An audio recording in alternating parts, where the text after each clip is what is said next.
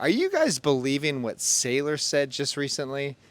I'm going to go over this. It's kind of disturbing because, first off, I'm not here to bash Saylor. I agree with a lot of what he says. I think his philosophy, for the most part, is pretty spot on. And for those of you who are big fans of Saylor, I encourage you to watch this video to the very end. Please, okay? Before commenting.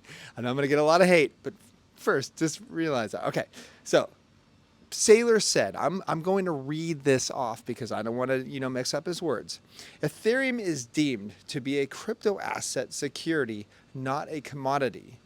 After that, you're going to see that Ethereum, BNB, Solana, Ripple, Cardano, everything down the stack is just crypto asset securities unregistered. And Saylor said this during yesterday's presentation at MicroStrategy World 2024 conference. He also said, this is the most worrying part, none of them will ever be wrapped by a spot ETF.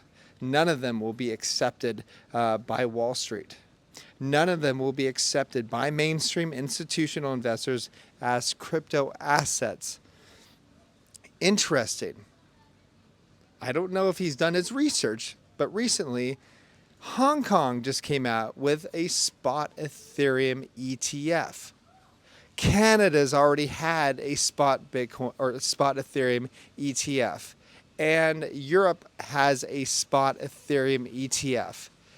And people might think, hey, well, they don't matter. They actually do matter a lot because Hong Kong, people said, oh, there's not a lot of money going in the Hong Kong ETFs. Well, think again. Hong Kong Bitcoin ETF just had $292 million in flows on the first day. That's almost 30% of the Bloomberg estimate of $1 billion in 2 years. So obviously there's more money in these ETFs around the world than people thought, first off. And so how can somebody say that there's not going to be a Spot Ethereum ETF in the United States? Secondly, like when people start seeing more and more money being rushed in to, inflows for the Ethereum spot ETFs around the world, not just Hong Kong, but elsewhere, there's going to be investors, institutional investors that are going to want a piece of the cake, right? So they're going to put pressure on the US. And eventually I think it's going to pass because you know what? If BlackRock wants a spot Ethereum ETF, it's going to get a spot Ethereum ETF. It doesn't matter what Gensler says. And speaking about Gensler, check this out. That U.S. House Financial Services just said classifying ETH as a security contradicts previous statements of the SEC and Chair Gensler.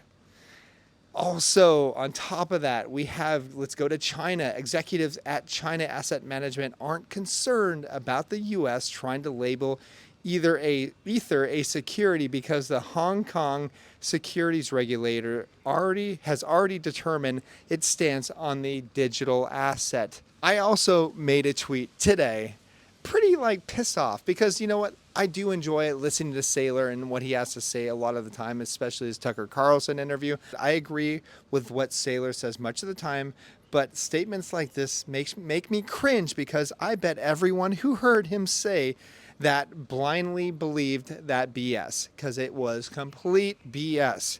Think for yourselves, people. Do your own research. And I know that a lot of people worship this guy and take everything he says to heart and nothing can go wrong. That's very cultish, by the way. You got to start thinking for yourself. You got to start questioning everything that people say about crypto, including myself, okay? That's why I tell all of our members at learningcrypto.com, do your own research beforehand. Don't take everything I say as is. Furthermore, I'm going to end it with this. The most disturbing thing that he said out of all of this was this last sentence. None of them will be accepted by mainstream institutional investors as crypto assets. That's the pinnacle of what Bitcoin is all about or crypto is all about. First off, if you've been following us for a while, you will know I don't really care about these guys at the institutional level. I don't. I've seen Bitcoin rise from when Bitcoin was just under $100 to $20,000 without any mainstream institutional investors piling in. And I've done pretty dang good because of that.